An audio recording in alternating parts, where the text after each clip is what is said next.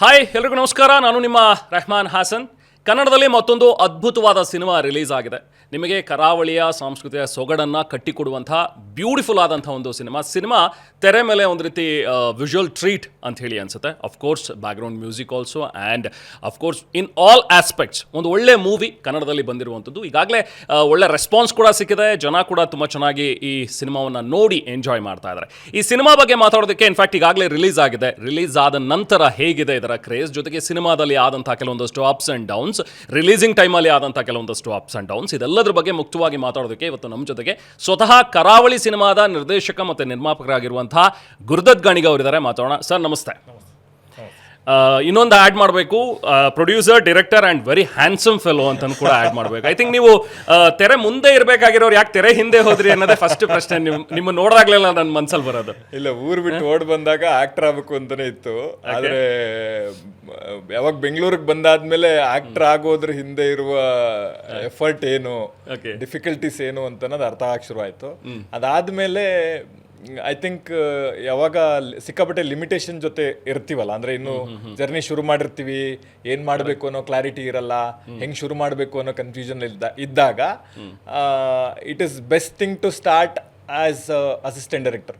ಅಂದ್ರೆ ನನ್ನ ಕರಿಯರ್ ಶುರು ಮಾಡಿದ್ದು ಮೇಕಪ್ ಅಸಿಸ್ಟೆಂಟ್ ಆಗಿ, ಅದಾದ್ಮೇಲೆ ಆರ್ಟ್ ಅಸಿಸ್ಟೆಂಟ್ ಆಗಿ, ಸೆಟ್ ಅಸಿಸ್ಟೆಂಟ್ ಆಗಿ, assisted in all the department. Okay. So ಅದಾದ್ಮೇಲೆ ಸೀನಿಯರ್ ಅಸಿಸ್ಟೆಂಟ್ ಅನ್ಸುತ್ತೆ ನೀವು ಎಲ್ಲ ಡಿಪಾರ್ಟ್ಮೆಂಟ್ ಅಲ್ಲಿ ಕೂಡ. ಸೊ ಅದಾದ್ಮೇಲೆ ಅಸಿಸ್ಟೆಂಟ್ ಡೈರೆಕ್ಟರ್ ಆಗಿ ಕರಿಯರ್ ಶುರು ಮಾಡಿದ್ದು. ಸುದೀಪ್ ಸರ್ ಜೊತೆ ಒಂದು 8-10 ಫಿಲ್ಮ್ಗಳು, ಮಾಣಿಕ್ಯ ಇಂದ ಹಿಡಿದು ಅಂಟಿಲ್ ವಿಲನ್ ವರ್ಗು, ಆಲ್ ದ ಫಿಲ್ಮ್, ರನ್ನ, ಮುಕುಂದ ಮುರಾರಿ, ಎಲ್ಲ ಫಿಲ್ಮ್ಗಳು, ಮಾಣಿಕ್ಯ, ಈ ತರದ ಬಚ್ಚನ್ ಎಲ್ಲ ಫಿಲ್ಮ್ಗಳು. ಸೊ ಅವ್ರ ಜೊತೆ ಅಸಿಸ್ಟೆಂಟ್ ಆಗಿ, ಆಮೇಲೆ ಅಸಿಸ್ಟೆಂಟ್ ಡೈರೆಕ್ಟರ್ ಆಗಿ, ಅದಾದ್ಮೇಲೆ ಅಂಬಿನಿಂಗ್ ವಯಸ್ಸಾಯ್ತು. ಆಯ್ತು, ಕರೆಕ್ಟ್. ಅದಾದ್ಮೇಲೆ luckily I feel extremely lucky, Ambareesh ಅಣ್ಣ, ಸುದೀಪ್ ಸರ್ ತರದ ದಿಗ್ಗಜರನ್ನ ಫಸ್ಟ್ ಟೈಮ್ ಡೈರೆಕ್ಟರ್, ಒಬ್ಬ 25-26 ವರ್ಷದ ಒಬ್ಬ ಫಸ್ಟ್ ಟೈಮರ್ ಡೈರೆಕ್ಟ್ ಮಾಡ್ತಾನೆ ಅಂತಂದ್ರೆ I think I feel extremely lucky about it. So ಅದಾದ್ಮೇಲೆ ಹಂಗೆ ಜರ್ನಿ, ಈ ಥರದ ಜರ್ನಿ ಶುರುವಾಗಿ. ಓಕೆ ಗುರು, ಹಾಗಾದ್ರೆ ನೀವು ಸಿನಿಮಾದಲ್ಲಿ ಅಸಿಸ್ಟೆಂಟ್ ಆಗಿ ಮಾಡ್ತಾ ಇರುವಾಗ್ಲೇನೆ ಇಟ್ಸ್ ಈಸಿ, ಅಂದರೆ ಯಾವುದೇ ಸಿನಿಮಾದಲ್ಲಿ ಒಂದು ರೋಲ್ ಅಥವಾ ಒಂದು ನಾನು ಕ್ಯಾರೆಕ್ಟರ್ ಮಾಡ್ಬೋದು ಅಥವಾ ಒಂದು ಆ್ಯಕ್ಟಿಂಗಿಗೆ ಒಂದು ಟ್ರೈ ಮಾಡಬೇಕು ಅಂತ ಯಾವತ್ತೂ ಅನ್ನಿಸ್ಲಿಲ್ವಾ?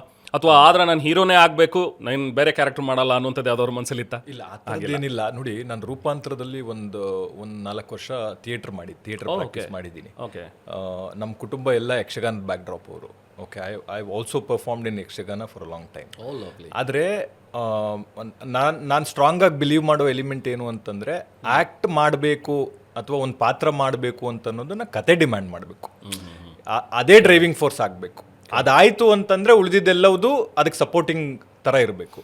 ಸೊ ನಾವು ಒಂದು ಫಿಲ್ಮ್ ಮಾಡೋದಕ್ಕೆ ಅಥವಾ ಒಂದು ಪಾತ್ರ ಮಾಡೋದಕ್ಕೆ ಕತೆಯೇ ಮೋಟಿವೇಶನ್ ಆಗಬೇಕು, ಅದು ಬಿಟ್ಟು ಬೇರೆ ಯಾವುದೂ ಆಗಬಾರ್ದು ಅಂತ.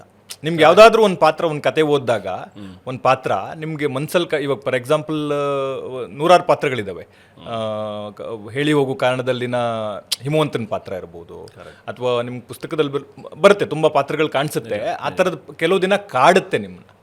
ಅಂದರೆ ಈ ಪಾತ್ರ ನಾವು ಮಾಡಬಹುದಾ, ಈ ಪಾತ್ರ ಬೇರೆ ಯಾರ್ಯಾರು ಕಲಾವಿದರು ಈ ಪಾತ್ರ ಹೇಗೆ ಮಾಡಿದ್ರೆ ಚೆನ್ನಾಗಿ ಕಾಣಿಸ್ತಾರೆ ಅಂತನೋ ಎಲಿಮೆಂಟ್ಗಳಿದೆಯಲ್ಲ, ಅದು ಕಾಡುವಂಥ ಪಾತ್ರ ಆಗಬೇಕು ಮತ್ತು ಅದು ನಿಮ್ಮನ್ನ ಚೇಸ್ ಮಾಡಬೇಕು.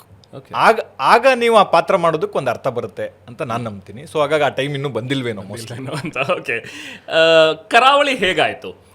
ಅಂಬಿನಿಂಗ್ ವಯಸ್ಸಾಯ್ತುಗಿಂತ ಮುಂಚೆನೇ ಇದ್ರ ಮೇಲೆ ವರ್ಕ್ ಮಾಡ್ತಾ ಇದ್ರೆ? ಯಾಕಂದರೆ ಇದು ಕೆಲವು ದಿನಗಳಲ್ಲಿ, ಕೆಲವು ವರ್ಷಗಳಲ್ಲಿ ರೆಡಿ ಆದಂಥ ಸ್ಕ್ರಿಪ್ಟ್ ಅಂತ ನನಗೆ ಅನ್ಸಲ್ಲ. ಸಿನಿಮಾ ನೋಡಿದಾಗ ತುಂಬ ಹಿಂದಿನಿಂದ ಇದ್ರ ಮೇಲೆ ವರ್ಕ್ ಮಾಡಿದಿರಿ ಅಂತ.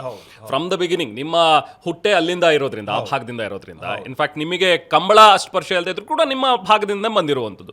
ಸೊ ಹಾಗಾಗಿ ಅಲ್ಲಿಂದನೇ ಇತ್ತ ನಿಮ್ಮ ಮನಸ್ಸಲ್ಲಿ ಕನ್ಸೀವ್ ಆಗಿತ್ತಾ ಈ ಕ್ಯಾರೆಕ್ಟರ್ ಅಥವಾ ಈ ಒಂದು ಸಿನಿಮಾ? ಇದು ಈ ಐಡಿಯಾ ಕ್ರ್ಯಾಕ್ ಮಾಡಿದ ಚಂದ್ರಶೇಖರ್ ಬಂಡಿಯಪ್ಪ ಅವರು. ಅವ್ರ ಐಡಿಯಾನ ಫುಲ್ ಫ್ಲೆಡ್ಜ್ ಆಗಿ ಬರೆದು ರೆಡಿ ಇದ್ದಾಗ ನಾವು ಎಸ್ ನಾರಾಯಣ್ ಸರ್ ಹತ್ರ ಅಸಿಸ್ಟೆಂಟ್ ಡೈರೆಕ್ಟರ್, ಅವ್ರು ಅಸೋಸಿಯೇಟ್ ಡೈರೆಕ್ಟರ್ ಆಗಿದ್ದರು, ನಾನು ಅಸಿಸ್ಟೆಂಟ್ ಡೈರೆಕ್ಟರ್ ಆಗಿದ್ದೆ. ಸೊ ಆಗಿಂದ ಇತ್ತು, ಬಟ್ ಆಗ ಇದು ಬೇರೆಯ ಹಂತದಲ್ಲಿತ್ತು. ಅದರ ಓವರ್ ಆಲ್ ಅದು ಏನು ಡಿಫೈನ್ ಮಾಡ್ತಿತ್ತಲ್ಲ, it is a whole different league. ಅದಾದಮೇಲೆ ಅವ್ರು ಡೈರೆಕ್ಷನ್ ಶುರು ಮಾಡಿದ್ರು, ನಂದು ಅಂಬಿ ಆಯಿತು. ಸೊ ಇನ್ ದಿಸ್ ಜರ್ನಿ ಆ ಕತೆ ಹಾಗೇ ಇತ್ತು.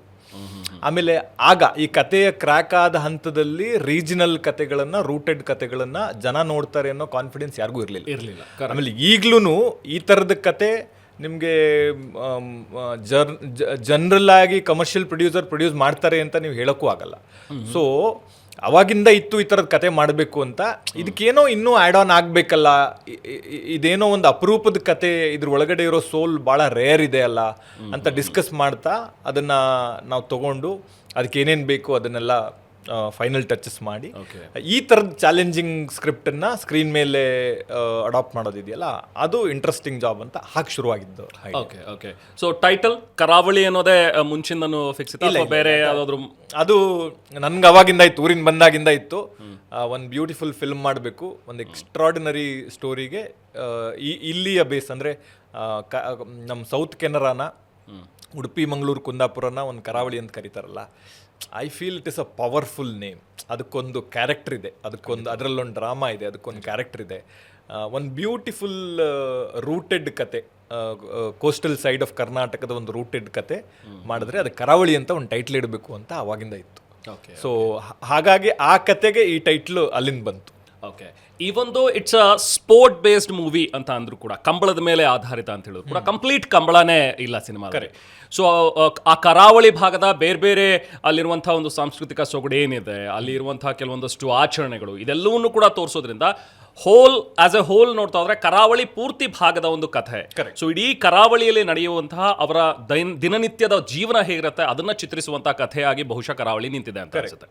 ಓಕೆ. ಅಂದ್ರೆ ಯಾವುದೇ ಕಥೆ ಆದಾಗ, ಫಾರ್ ಎಕ್ಸಾಂಪಲ್ ನಿಮಗೆ ಚಕ್ ದೆ ಇಂಡಿಯಾ ನೀವು ನೋಡಿದಾಗ್ಲೂ ನಿಮ್ಗೆ ಅದೊಂದು ಹಾಕಿದೊಂದು ಕತೆ ಅಲ್ಲ, ಅದು ಅದ್ರ ಹಿಂದೆ ಒಂದು ಪ್ರಪಂಚ ಇರುತ್ತಲ್ಲ, ಆ ಥರದ್ದೊಂದು ಕತೆ.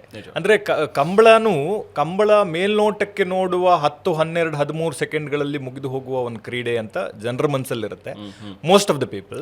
ಬಟ್ ಎಲ್ರಿಗೂ ಗೊತ್ತಿಲ್ಲದೆ ಇರೋ ಇನ್ನೊಂದು ವಿಚಾರ ಏನು ಅಂತಂದ್ರೆ, ಆ 10, 12 ಸೆಕೆಂಡ್ಗಳಲ್ಲಿ ನಡೆಯುವ ಕ್ರೀಡೆಯ ಹಿಂದೆ 10 ವರ್ಷದ ಶ್ರಮ ಇರುತ್ತೆ. Forget about winning the race. ಒಂದು ಜೊತೆಯ ಕೋಣವನ್ನ ಕಂಬಳದ ಗದ್ದೆಗೆ ತಂದು ನಿಲ್ಸೋದಕ್ಕೆ 10 ವರ್ಷ ಟೈಮ್ ಆಗುತ್ತೆ, ಒಂದು 5 ವರ್ಷ ಟೈಮ್ ಆಗುತ್ತೆ. ಅಷ್ಟು ಎಫರ್ಟ್ ಇದೆ ಅದ್ರ ಹಿಂದೆ. ಆ ಎಫರ್ಟನ್ನು ಯಾರು ತೋರಿಸಿಲ್ಲ ಅಂತ ಅನ್ನೋದು ಒಂದಿತ್ತು. ಆ ಎಫರ್ಟ್ ಹಿಂದೆ ಒಂದು ಇಂಟ್ರೆಸ್ಟಿಂಗ್ ಸ್ಟೋರಿ ಇರುತ್ತೆ.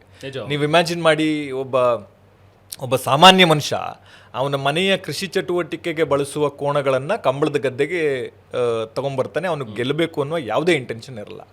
ಸೊ ಅವನಲ್ಲಿ ತರೋದಕ್ಕೆ ಹಾಕೋ ಎಫರ್ಟ್ ಇದೆಯಲ್ಲ, ಒಂದು 40-50 ಕಿಲೋಮೀಟರ್ ದೂರದಲ್ಲಿ ನಡೆಯೋ ಕಂಬಳಕ್ಕೆ ಅವ್ನು ಬೆಳಿಗ್ಗೆ 3 ಗಂಟೆಗೆ 2 ಗಂಟೆಗೆ ಎದ್ದು ಆ ಕೋಣಗಳನ್ನು ರೆಡಿ ಮಾಡಿ, ಅವನೊಂದು 4-5 ಜನ ಅವನ ಅಸೋಸಿಯೇಟ್ಗಳನ್ನು ರೆಡಿ ಮಾಡಿ ಅದನ್ನೊಂದು ಲಾರಿಗೆ ಹಾಕ್ಕೊಂಡು ಅದನ್ನು ಎಬ್ಸಿ ಮೈ ತೊಳೆದು ಅದಕ್ಕೊಂದು ಪೂಜೆ ಮಾಡಿ ಅದನ್ನ ಲಾರಿಗೆ ಕೂರಿಸಿ ಅದನ್ನು ತಗೊಂಡು 45-60 ಕಿಲೋಮೀಟರ್ ದೂರದಲ್ಲಿರೋ ಕಂಬಳನ ಅಟೆಂಡ್ ಮಾಡಕ್ ಬರ್ತಾನೆ. ಯಾವುದೇ ಗೆಲ್ಲಬೇಕು ಅನ್ನೋ ಯಾವುದೇ ಉದ್ದೇಶ ಇಲ್ಲ ಅಂತಂದ್ರೆ ಅವನು just to participate, just to feel happy, just to be in that world. Correct.